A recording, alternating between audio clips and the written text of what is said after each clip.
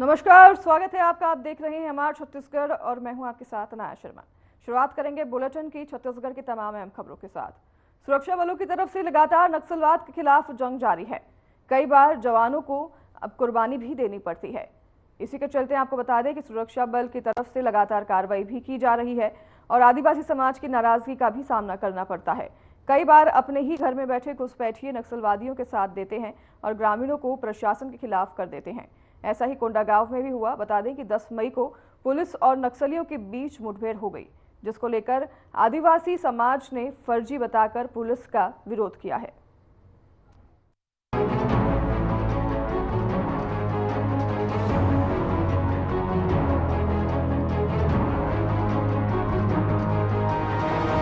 कोंडागांव में भी बस्तर बंद का असर देखने को मिल रहा है। आपको बता दें कि बीजापुर जिले के पीडिया गांव में 10 मई को पुलिस और नक्सलियों के बीच मुठभेड़ हुई थी, जिसे सर्व आदिवासी समाज ने फर्जी बताया है। उनका कहना है कि पुलिस जवानों ने निर्दोष ग्रामीणों को मारने के बाद उन्हें नक्सली घोषित किया है। इसके अलावा कोंडागांव के जिलाध्यक्ष के ऊपर फर्जी मुकदमा दर्ज किया है। इन मामलों को लेकर बंद का आह्वान किया गया है और इसी को लेकर कोंडागांव सर्व आदिवासी समाज के जिलाध्यक्ष भंगाराम सोरी ने बताया कि सर्व आदिवासी समाज बस्तर संभाग की संभाग स्तरीय बैठक 21 मई को की गई, जिसमें कहा गया कि कुछ दिन पहले बीजापुर जिले के पीडिया गांव में पुलिस और नक्सलियों के बीच में मुठभेड़ हुई, जिसके लिए समाज की ओर से 58 सदस्यों की एक टीम 17 मई को जांच के लिए भेजी गई और यहां इस बात का पता चला कि जिस दिन की घटना बताई जा रही है उस दिन मारागुमेड़ तेंदुपत्ता खरीद फंड में कुछ ग्रामीण तेंदुपत्ता खरीदने तो कुछ बेचने के लिए गए हुए थे। अचानक से पुलिस टीम को आता देख ग्रामीण डर के चलते भाग खड़े हुए। इस दौरान पुलिस की टीम ने चारों ओर से ग्रामीणों को घेर लिया। कुछ ग्रामीण पेड़ पर चढ़ गए तो कुछ लोग झाड़ियों के पीछे छुप गए। ग्रामीणों ने अपने आप को साधारण ग्रामीण बताया, लेकिन इसके बाद भी पुलिस टीम ने ग्रामीणों को गोली मारी। पेड़ पर चढ़े ग्रामीण ताकि सुक्खू को गोली लगने के बाद उसका शव पेड़ में ही लटका रहा। इसके साथ ही आदिवासी समाज के जिलाध्यक्ष ने बताया कि ये मुठभेड़ पूरी तरह से फर्जी है और इस मामले को लेकर ही 28 मई को नगर बंद का आह्वान किया गया है। मैं हूं भंगाराम सोरी, अध्यक्ष सर्व आदिवासी समाज जिला कोंडागांव। आज पूरे बस्तर संसद से लेकर हमारे कोंडागांव जिले में बंद का असर है, किन कारणों से लेकर यहाँ पे बंद का आह्वान? देखिए, आज का बंद का असर इसलिए है क्योंकि 10 मई को जो बीजापुर जिले के पीडिया ग्राम में एक बृहद रूप से घटना हुआ। हमारे आदिवासी ग्रामीण जो है तेंदुपत्ता बेचने गए थे, उनके साथ जो है फर्जी मुठभेड़ हुआ। ये लोग तेंदुपत्ता फड़ से या कुछ लोग तेंदुपत्ता तोड़ने भी गए थे। ये पोरसक की गश्त देखकर इन लोग जंगल की ओर भाग गए और कहीं झाड़ी में छुपे, कहीं नाला में छुपे, कहीं टान पेड़ पे चले और फोर्स वाले जो है इनको घेराव डाल के अंधाधुंध फायरिंग की गई, जिससे 12 लोग मारे गए। और बताया जा रहा है प्रशासन के द्वारा कि ये नक्सली मुठभेड़ में मारे गए नक्सली हैं। नक्सली नहीं थे, ग्रामीण थे और उनको न्याय दिलाने के नाम से सर्व आदिवासी समाज संभाग बस्तर जो है आज बंद का आह्वान किया है। इसीलिए उनको न्याय दिलाने के लिए हमने पूरे सर्व आदिवासी समाज की ओर से आज बंद का आह्वान किए और कोंडागांव में आप देखे होंगे बंद का असर कैसा रहा, तो पूरे संभाग में बंद रहेगा आज। तो 12 में से ग्रामीण द्वारा बताया जा रहा है कि 6 ग्रामीण, क्या उनके कुछ दस्तावेज मिले हैं कि उनको तो ग्रामीण थे, ऐसा प्रूफ कुछ था? देखिए, दस्तावेज के बारे में हमारे जो सर्व आदिवासी समाज के 58 सदस्य की टीम गई थी वहाँ पर। उन लोग प्रत्यक्षदर्शियों से पूछताछ करके बताया गया है सब ग्रामीण थे और जिनको इनामी नक्सली के नाम से जो वो किया गया है, कुछ लोग जेल में भी हैं, वो भी ग्रामीण हैं और जो मारे गए वो भी ग्रामीण हैं, जो जिंदा हैं वो भी ग्रामीण हैं। जो आगे न्याय दिलाने के उसके बाद भी उनको कुछ न्याय नहीं होता तो आगे आपके द्वारा कौन सा निर्णय? देखिए, न्याय नहीं मिलेगा उस स्थिति में सर्व आदिवासी समाज जिला ये संभाग जब जब मीटिंग बुलाएगी और निर्णय लेगी, उस निर्णय का हम लोग पालन करेंगे और उनके निर्देश अनुसार हम लोग जो है न्याय दिलाने के लिए प्रयास करेंगे। बहरहाल इसी को लेकर बस्तर चैम्बर ऑफ कॉमर्स को भी इसमें समर्थन देने के लिए पत्र लिखा गया है। जिस पर उन्होंने भी अपनी सहमति देते हुए आधे पहर के लिए अपनी दुकानों से लेकर प्रतिष्ठानों को बंद करने की बात कही है। Bureau report.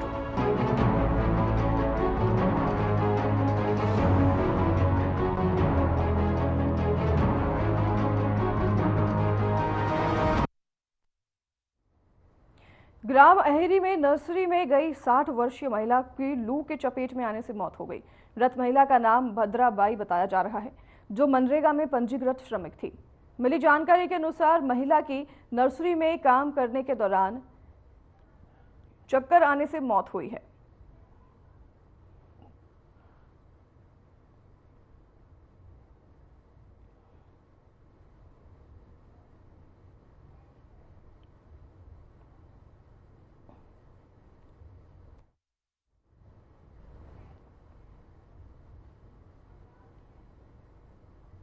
दुनिया भर में हर साल 28 मई को विश्व मासिक धर्म स्वच्छता दिवस के रूप में मनाया जाता है।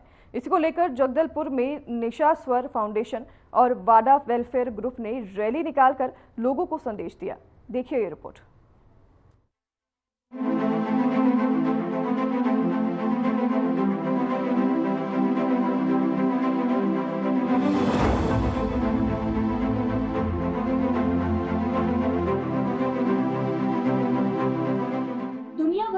साल 28 मई को मनाए जाने वाले विश्व मासिक धर्म स्वच्छता दिवस का उद्देश्य महिलाओं के बीच मासिक धर्म के दौरान स्वच्छता रखने और मासिक धर्म से जुड़ी भ्रांतियों को दूर करना है। वर्ल्ड मेंस्ट्रुएशन हाइजीन डे को मनाने की शुरुआत साल 2013 में जर्मन एनजीओ वाश ने की थी, जिसके बाद साल 2014 से इसे पूरी दुनिया में मनाया जाने लगा। आपको बताते चले कि पीरियड्स महिलाओं को होने वाली 4 से 5 दिनों की एक प्राकृतिक प्रक्रिया है, जिसमें एक उम्र के बाद हर महिला को होकर गुजरना पड़ता है। इस दौरान महिलाओं को साफ सफाई का खास ध्यान भी रखने की जरूरत होती है, जिसकी अनदेखी करने पर महिलाओं को कई बार कई तरह की गंभीर समस्या भी हो सकती है। पीरियड्स के दौरान लापरवाही के प्रति जागरूकता फैलाने के मकसद से हर साल 28 मई को मासिक धर्म स्वच्छता दिवस मनाया जाता है। आप सभी को नमस्कार। मैं Kumari Gracy Nag, welfare association for development and advancement संस्था जगदलपुर। आज दिनांक 28/5/2024 को निशा स्वर फाउंडेशन के साथ मिलकर हम एक नुक्कड़ नाटक को लेकर आए हैं, जिसमें आज का जो विशेष दिन है महिला मासिक धर्म स्वच्छता रैली में जो है हम लोग को नुक्कड़ नाटक करने के लिए निशा स्वर फाउंडेशन के द्वारा इनवाइट किया गया था। हम सभी टीम वादा के welfare association for development and advancement की संस्था की ओर से एक छोटा सा मासिक धर्म स्वच्छता को लेकर नुक्कड़ नाटक को लेकर महारानी अस्पताल से होते हुए हम नुक्कड़ नाटक को रैली के साथ मिलकर करते हुए आए हैं। ये मासिक धर्म स्वच्छता हम लोग welfare association for development advancement जो संस्था है वो गांव-गांव जाकर अलग अलग प्रकार की अवेयरनेस जागरूकताओं को करती है, प्रोग्राम्स को करती है, अलग अलग प्रकार के प्रोग्राम्स को ऑर्गेनाइज करते हैं। उन्हीं प्रोग्राम में से आज का प्रोग्राम एक विशेष प्रोग्राम था, जो विश्व महिला मासिक धर्म स्वच्छता रैली में हम लोग सब निशा स्वर फाउंडेशन के साथ मिलकर फिर से एक बार उपस्थित हुए हैं। धन्यवाद। नाटक के जरिए हम ये बताना चाह रहे हैं कि मासिक धर्म जो है एक आम बात है, जिससे हर महिला को होकर गुजरना पड़ता है। एक हर महिला के एक प्रक्रिया है, इसमें शर्माने की जरूरत नहीं है, किसी भी प्रकार के भेदभाव छुआछूत करने की जरूरत है नहीं। हमको जागरूक होने की आवश्यकता है। इसमें किसी भी प्रकार किसी भी महिलाओं को छुआछूत की या भेदभाव की आवश्यकता कहीं भी नहीं है। हम नारियों को सम्मान करें, इज्जत करें, क्योंकि ये प्रकृति की दिया हुआ एक उपहार है। हम इस नुक्कड़ नाटक के जरिए ये बताना चाह रहे हैं आपको कि अपने मासिक धर्म को लेकर आपको जागरूक होने की आवश्यकता है। साफ सफाई को लेकर आप जिस भी प्रकार की पैड या फिर कपड़ा यूज अगर आप करते हैं तो एक ही कपड़े को बार बार यूज ना करें, पैड यूज करें और पैड को सेप्टिक रूप से आप लेकर उसे जलाएं और एक जगह पे उसे इकट्ठा करें, ताकि उसके द्वारा एनवायरमेंट जो इफेक्टेड होता है उस एनवायरमेंट से होने वाली बीमारियों से आप और मैं बच सके और अपने स्वास्थ्य को हम ध्यान रख सकें। क्योंकि मासिक धर्म के समय में हमको स्वच्छता नहीं रखना हमारे शरीर के लिए जोखिमदायक हो सकता है। जी, स्वास्थ्य विभाग जो है इस आज के विश्व महामारी स्वच्छता दिवस को बहुत ही महत्व देता है, और ये जो आज का दिन है वो बहुत ही खास है पूरे विश्व में।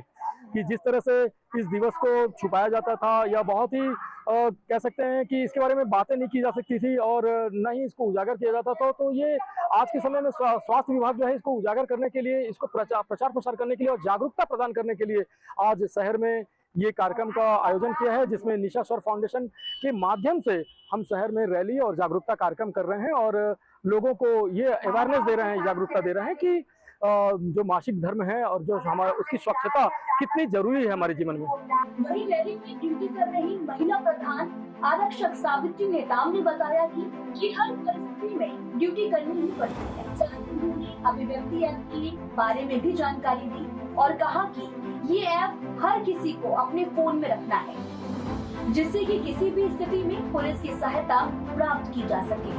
नमस्कार, मैं झरना मोहंती, निशा स्वर फाउंडेशन के को फाउंडर। आज हम वर्ल्ड मेंस्ट्रुअल हाइजीन डे का सेलिब्रेशन कर रहे हैं। इसको हम कोशिश कर रहे हैं कि आज के दिन हम माहवारी दिवस मना पाए और इसमें सभी हमारे जितने भी स्वास्थ्य कर्मचारी हैं और जितने भी हमारे शासन है, हमारे स्वास्थ्य विभाग के लोग हैं, नर्सिंग कॉलेज हैं और हमारे जितने भी स्टूडेंट्स हैं, सभी यहाँ पे सोसाइटी के साथ हमें यहाँ पे सहयोग दे रहे हैं एक अच्छी रैली निकालने के लिए, जहाँ पे हम सभी मिलके एक जो टैबू यहाँ पे है कि मेंस्ट्रुअल यानी कि पीरियड्स को छुपाया जाता है, महिलाओं के थ्रू उनके द्वारा हुए जाने वाले बीमारियों को छुपाया जाता है। हमारी ये कोशिश है इस रैली के थ्रू कि हम उन्हें बता पाएं कि हम महिलाओं में इतनी शक्ति है कि पीरियड्स को हमको अभिशाप के रूप में नहीं, एक वरदान के रूप में लेना चाहिए, क्योंकि ये सभी नॉर्मल है हमारे लिए। जैसा कि आप जानते हैं, हमारे यहाँ की मातृशक्ति यानी कि माता ही है, तो माता से ही जीवन है, माता से ही भारत है। तो इसलिए हम बोलते हैं जितना शक्ति आप में हो पाए उतना शक्ति होना चाहिए। तो इसीलिए मैं बोलती हूँ बिल्कुल खुल से आप बात करें, खुल के बात करें कि पीरियड्स एक नॉर्मल चीज है और सभी इसमें सहयोग दें। तो हमें बहुत खुशी है हमारे पत्रकार लोगों को, भाई लोगों का भी, जो कि हमें बहुत सहयोग दे रहे हैं इसमें, हमारे पूरे स्वास्थ्य विभाग का, हमारे सारे कॉलेज का, साथ ही हमारे जो ऑर्गेनाइजेशन हमारे साथ जुड़े हैं, वाड़ा ग्रुप, उनके थ्रू जो नाटक हुआ है, ये भी एक छोटा सा स्वरूप था हमारा कि हम दिखा पाए कि मेंस्ट्रुअल हाइजीन क्या होता है। तो हमें बहुत बहुत खुशी है, एक बहुत ही अच्छे से हमने रैली हमने खत्म की है यहाँ पे। बहुत बहुत धन्यवाद। हम लोग हार्ड ड्यूटी है बोल के हार्ड ड्यूटी नहीं करेंगे तो फिर करेगा कौन? वो तो पुलिस का काम है, 24 घंटा पुलिस का सेवा देना जनता के लिए, यही हमारा कर्तव्य है। अभिव्यक्ति ऐप के बारे में है, आप विशेष परिस्थिति पर, जैसे आपको कहीं जा रहे हैं, अचानक दुर्घटना हो गया, अगर आपके साथ छेड़खानी हो रहा है और उस समय आपको पुलिस की जरूरत पड़ रही है, तो आप थाना आने में दूरी हो जाता है, आप तत्काल रिपोर्ट करना है, तो आप अभिव्यक्ति ऐप के जरिए आप तुरंत तत्काल रिपोर्ट कर सकते हैं, जिससे वहाँ पास में जो थाना रहेगा उसके जरिए आपको सहयोग मिल सकता है। इसके लिए अभिव्यक्ति ऐप का फायदा है। कराते हैं, उसमें है ये एक ऐप है अभिव्यक्ति ऐप, उसको प्ले स्टोर में जाना है, अभिव्यक्ति ऐप कराना है, उसके बाद अपना नंबर डाउनलोड करना है, उसके बाद 4 नंबर का OTP नंबर आएगा, उसको डाउनलोड करना है, उसके बाद आपका उसमें बताएगा फैमिली, तो उसमें फैमिली नंबर डालना है, उसका नंबर डालना है, उसके बाद ये आपका रजिस्ट्रेशन हो जाएगा। स्वास्थ्य को लेकर देश और दुनिया में कई अभियान चलाए जाते हैं। इनमें से महिलाओं के मासिक धर्म के दौरान होने वाली बीमारियों के बारे में भी बताया जाता है कि कैसे उनको अपना ध्यान रखना चाहिए या कैसे खुद को सुरक्षित रखना चाहिए। Bureau report.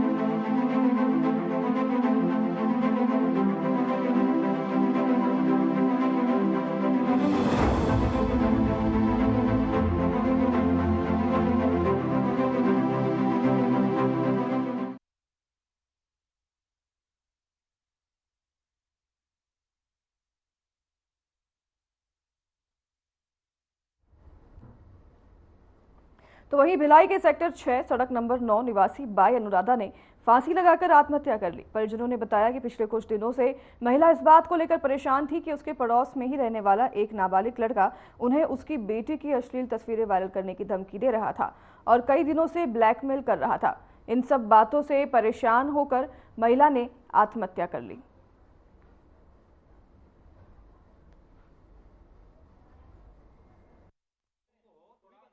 बताएंगे आज आपके घर में एक दर्दनाक घटना हुई थी, शुरुआत कहाँ से हुई इसकी? सर ये शुरुआत स्टार्टिंग मैंने एक गाड़ी रखी थी घर सी मार्केट में खड़े करके, उस गाड़ी को रखा हुआ था, मैं छोड़ दिया था गाड़ी को रख के हैंडल लॉक करके, और मैंने चले गया गणेश पक्ष के समय था, तो गणेश पक्ष के समय उस समय मैं चले गया सेक्टर 2 पंडाल के पास, तो वहाँ से वापसी आए तो मेरे गाड़ी में आग लगा हुआ था। वो दिग्विजय जो चंद्रेश डेयरी है उसका दिग्विजय भाई जब जाँच किए पुलिस ने पड़ताल किया, उसके बाद उसको दिग्विजय का भाई मिला, उनका नाम है दिग्विजय, मतलब उनका नाम है टोटल। और उसके बाद जो 3 महीने के बाद 4 महीने के बाद जो घटना हुई, फिर उसके बाद मेरे मिसेस मतलब भाभी और मेरे भतीजी और भैया नौकरी करने चले गए। नौकरी करने के बाद बाहर, और इन लोग आसपास में रहते थे, धर्मेंद्र यादव और उनके परिवार और मेरे भैया और भाभी के परिवार यहाँ रहते थे, सड़क 9 में स्ट्रीट 9 में क्वार्टर नंबर 4M। तो वहाँ पे रहते रहते उन लोग एक दूसरे में एक ही जैसे एकदम क्लोज थे, फैमिली जैसे। फैमिली बस क्लोज होने के बाद उसने लड़की का एक यूपी से कोई लड़के को बुलाया, उनके मामा के लड़का लगता है कुछ, तो बुलाने के बाद आशीष यादव उसका नाम है, तो उस मुद्दे ने वो लड़की के साथ, मेरी भतीजी के साथ उस लड़के ने गंदा वीडियो बनाया गया, और बनाने के बाद उसको वायरल भी किया, और उसके वायरल करने के बाद हमने पूछा, लड़की बताई और पैसा भी लिए, ब्लैकमेलिंग किया, उसको फ़ोन करके धमकी दिया, धमकी लड़की से ब्लैकमेलिंग करके उसे ऑनलाइन भी ट्रांजेक्शन 3,500 रुपये, कैश ऐसी 30,000 रुपये के आसपास दिए हैं। देने के बाद फिर लड़की ने बाद में बताई कि ऐसी ऐसी बात हुई है करके, तो डरा के धमका के वो डर गई थी बेचारी। तो उसके बाद फिर परिवार को उसको बेच दिया लड़के को यहाँ से, बाद में पता चला। तो चलने के बाद यहाँ प्रक्रिया पुलिस स्टेशन लेके आए थे, रिपोर्ट दर्ज नहीं हुआ था जल्दी, उनको लेके आएंगे करके मैं बोला ठीक है लेके आओ, लेके आएंगे करके बोले, तो वेट किया, वेट करने के बाद उनका रिपोर्ट अभी तक दर्ज नहीं हुआ था। कल रात में FIR हुआ था, मगर 9 दिन से मैंने घूमा थाने में घूमने के बाद उसके बाद कुछ समाज, यादव समाज लोग, कुछ आदमी लोग आए थे, उसमें हैं हरिंदर भैया, दिनेश यादव, तो कुछ लोग आए थे बड़े, और मैं भी सम्मान करता हूँ। कुछ धमकी दे के बात नहीं, मैं धमकी उनकी उसने दिए नहीं ऐसे, मगर मैं नहीं बोल सकता कि कोई समाज को धमकी देना, ऐसा नहीं किया। ये एक प्रक्रिया आने के बाद वो बेइज्जत की है वहाँ पे मेरे को, क्या बोलते हैं अपना दिग्विजय यादव, पैसा ले लिया, पैसा से हो गया कॉम्प्रोमाइज़ कर लिए।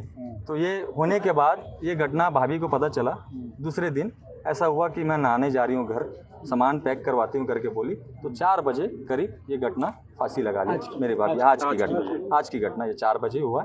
उसके बाद मैंने सोचा कि नहीं ऐसा हो नहीं सकता, फिर मैं आया, TI साहब से मिला, सर उनके लिए कुछ कार्रवाई होगा, तो बोले जरूर होगा करके बोले। तब आपको पता नहीं था? तब आपको मेरे को पता ही नहीं था, अभी तक लड़के को बुलाया, कोई किसी को कुछ रिस्पॉन्स ही नहीं दे रहे थे उस समय, उनको बुलाया ही नहीं। हाँ, मैं ही आ रहा हूँ, बार मैं ही आ रहा हूँ, एक रिपोर्ट देने के बाद ही मैं ही 50 बार घूमूंगा थाने में। जिम्मेदार मानते हैं मौत का? हाँ, जिम्मेदार मैं ये बोलता हूँ पूरा धर्मेंद्र यादव और उनका पूरा फैमिली, दिग्विजय यादव, उनकी मिसेस, और क्या बोलते हैं उनका मंजुता यादव, आशीष यादव, उनका लड़का, फिर बीच में मेरे से झगड़ा भी किए थे कुछ दिन, परसों लड़ाई झगड़ा किए थे बीच में, मेरे मारपीट भी किए, मुलायजा भी करवाया, उसके बाद भी कोई कार्रवाई नहीं हुई। हाँ, पी के इनका ऊपर, मेरे ऊपर वार किए थे, भाई के ऊपर भी वार किए थे, लड़ाई झगड़ा, गाली दिए मेरे से, वो क्या पकड़ के, इससे पकड़ के, क्या बोलते हैं, कोई गंजी उंजी है टाइप का पकड़ के कुछ सामान से फेंक के मारे थे। आशीष यादव और बच्ची दोनों नाबालिग हैं कि उनकी उम्र हो, मतलब बालिग? 12 साल की मेरी भतीजी है, दर्शनी करके नाम है उनका, भतीजी है। हाँ, भतीजी है। हाँ, भतीजी है। उसके बाद लड़का है 15 साल का। क्या पे हमला हुआ था तो आपने रिपोर्ट लिखाई थी? हाँ सर, मैंने रिपोर्ट लिखाया, मुलाजा करवाया। अभी क्या चाहते हैं? प्रशासन से क्या चाहते हैं? तो मैं ये सब चाहता हूँ सर, पूरा उनको जेल हो और सजा हो, कड़ी से कड़ी सजा मिले, शिक्षा, और उनको बेल नॉन बेलेबल कीजिए। ऐसा घटना आप सोचते सीएम के पास जाएंगे जी? ऐसा क्या, ये क्या है सर? हम ये चाहते हैं कि अगर न्याय नहीं मिलेगा, मेरा नाम शिवा है, शिवा राव, मेरा नाम शिवा राव है, और मैं CM के पास जाऊंगा, जब यहाँ न्याय नहीं मिलेगा तब मैं उनके पास जाऊंगा। कई सारे सवाल जो है पुलिस पर भी उठ रहे हैं। देखिए, वी अनुराधा नाम की एक 35 साल की महिला है, सेक्टर 6 स्ट्रीट 9 की रहने वाली, और उन्होंने आज आत्महत्या कर ली, जिस पर मर्डर कायम किया गया है। उनके परिजनों के अनुसार वो आए थे और कल उनके परिजन वी अनुराधा स्वयं आई थी। वो उनके जो देवर हैं उन्होंने अपने पड़ोस में रहने वाले एक विधि से संघर्षरत बालक के संबंध में वो एक रिपोर्ट दर्ज कराई है कोतवाली थाने में कि विधि से संघर्षरत बालक को इनकी जो नाबालिग पुत्री है उसका कुछ असली वीडियो या मैसेज जो भी होगा उसके द्वारा वायरल करने की धमकी दे रही है, वायरल किया जा रहा है और उक्त रिपोर्ट पर कल ही रिपोर्ट दर्ज करके उसमें कार्रवाई की जा रही है। आज ये मर्ग जब इनके द्वारा कायमी की गई तो उसमें इनके द्वारा ये बताया गया है कि जो विधि से संघर्षरत बालक है उस बालक के परिजन जो पड़ोस में रहते हैं इनके उनके द्वारा कुछ आक्षेप लगाया गया है और कुछ अफवाहें उड़ाई जा रही हैं बच्ची और उसकी मदर को लेकर के। प्रथम दृष्टया उससे व्यतीत होकर के और इन्होंने आत्मघाती कदम उठाया, फांसला होकर के आत्महत्या कर ली। मर्ग पंजीबद्ध किया जा करके और प्रकरण में अग्रिम कार्रवाई की जाएगी। नहीं, अभी वो जांच का विषय है और प्रथम दृष्टया जो मोबाइल जब्त किया गया है उसमें अभी कोई वीडियो नहीं मिला है और वीडियो संबंध अगर होगा तो उसको डिलीट कर दिया गया है और हम कोशिश करेंगे अपने फॉरेंसिक के माध्यम से उस वीडियो को रिट्रीव करा करके और उसको साक्ष्य के तौर पर न्यायालय में प्रस्तुत करेंगे। पुलिस पर भी सवाल उठ रहे हैं कि कार्रवाई नहीं हुई, सामाजिक दबाव रहा, ये सब नहीं, कोई सामाजिक दबाव नहीं है चूँकि जुवेनाइल जस्टिस एक्ट में जो प्रोविज़न है लैंगिक अपराधों से संबंधित उसके तहत जो कार्रवाई थी वो कार्रवाई की गई है कल और उसमें गिरफ्तारी का प्रोविज़न चूँकि नहीं है इसलिए बच्चे की गिरफ्तारी नहीं की गई। परिजन शव को रखकर जब तक कार्रवाई नहीं होती तब तक उसको बोलते कि अंतिम संस्कार नहीं करेंगे। देखिए ये विवेचना में हमारी जो भी तथ्य आएंगे उसके हिसाब से हम जो भी आरोपी मिलेंगे उनके खिलाफ उचित कार्रवाई, उचित वैधानिक और कड़ी कार्रवाई करेंगे।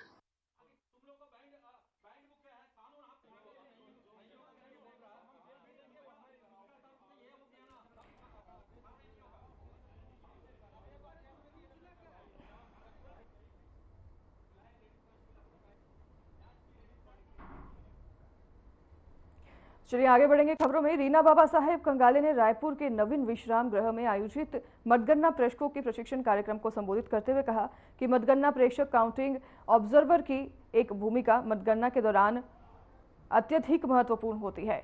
तो वहीं उन्होंने आगे कहा कि मतगणना संपूर्ण निर्वाचन प्रक्रिया का अंतिम पड़ाव है, इसलिए सभी की नज़र मतगणना की प्रक्रिया पर केंद्रित होती है। ऐसे में मतगणना प्रेक्षक की भूमिका सबसे अहम हो जाती है। मतगणना के दौरान मतगणना प्रेक्षक की भूमिका निभाने वाली अधिकारियों को मतगणना के सभी पहलुओं की बारीकी से जानकारी होनी चाहिए। मतगणना केंद्र पर पारदर्शी ढंग से मतगणना की प्रक्रिया पूर्ण हो, इसके लिए मतगणना प्रेक्षक को निष्पक्ष और सभी प्रक्रियाओं से संबंधित जानकारी से परिपूर्ण होना चाहिए।